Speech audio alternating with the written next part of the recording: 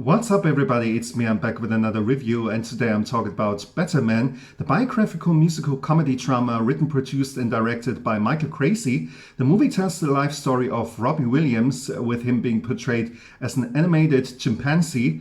I have to admit that takes a while to get used to this image, and it seems strange at first because the other characters in the movie are real people.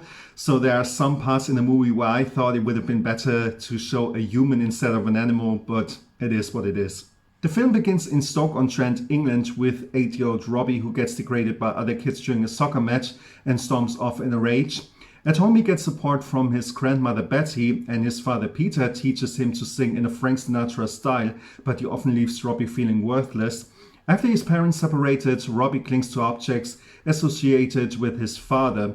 Robbie's school grades were a disaster, but he already showed his entertainment qualities in school performances. He then applied to manager Nigel Martin Smith, who was looking for guys for a boy band, and Robbie got the gig, and the band was called Take That. They started out in gay clubs, with which they gradually built a fan base, and I always say these guys really had to work their asses off back then, to make something work, because they really had to travel up and down the country for 2 years until they had something like a hit record, because back then there was no internet, let alone social media, and also the musical landscape was different. Pop music wasn't that popular anymore, and the popularity of New Kids on the Block was waning, and the popularity of grunge and Eurodance was on the rise. So there was no room for a boy band from Manchester. But a crucial performance in front of a group of teenage girls was their breakthrough.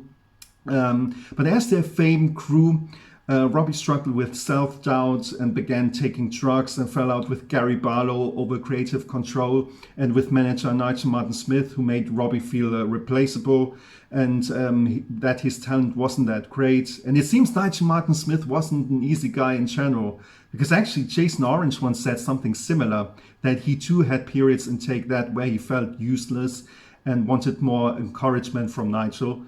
Managers and people in the music industry, I'm not saying all of them, but some of them are heartless bastards, I have to say, because actually I saw an interview, a documentary the other day, where Simon Cowell said something like, if you can't deal with the life of a pop star, or as a pop star, become an accountant. You can't have it both ways.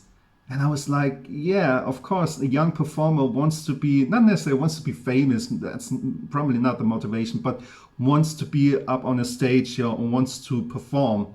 And of course, if you're successful, you have to deal with all that stuff, right? And the ups and the downs and whatever. So they certainly pay a price for that.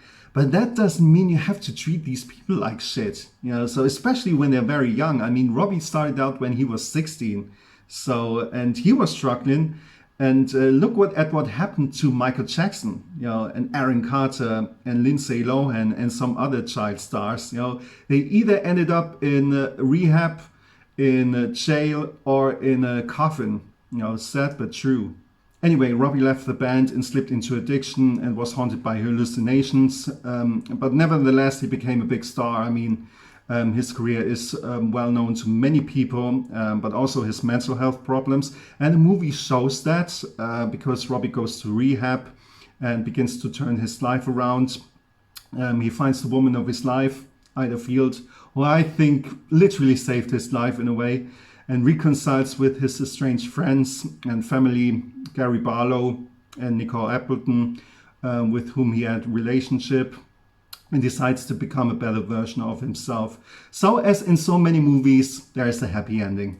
What I like about the movie is that it has entertaining, funny, but also emotional moments. For example, it always gets entertaining when Liam Gallagher appears, because he's featured in the movie. I mean, Liam Gallagher himself is not in the movie, but an actor portrays him, because Robbie hung out with the Gallaghers for a while, right? And Liam always had his attitude with people, because there's a scene in which Robbie and Liam are hanging out, and Liam says something like, yeah, Robbie, fuck off. You see my brother? He's a wanker. So that's Liam. So to this day, it's always more or less. I mean, he got a little bit more tame these days, right? But it's still to this day, it's entertaining to watch interviews with Liam Gallagher in it. So what's emotional is when Robbie stands in front of his beloved grandmother's grave and sings Angels. I was touched because it shows that behind supposedly a strong show personality, at the end of the day, there's a human being behind it. And Angels is still a wonderful song. Come on. Is it overplayed? Probably, yeah. But it's still a wonderful song, because I gotta tell you, I actually had the great pleasure of being a part of the Grand Jam, which is Germany's largest band, as they call it. And we played in a stadium in front of 15, 16,000 people. And we played that song as well.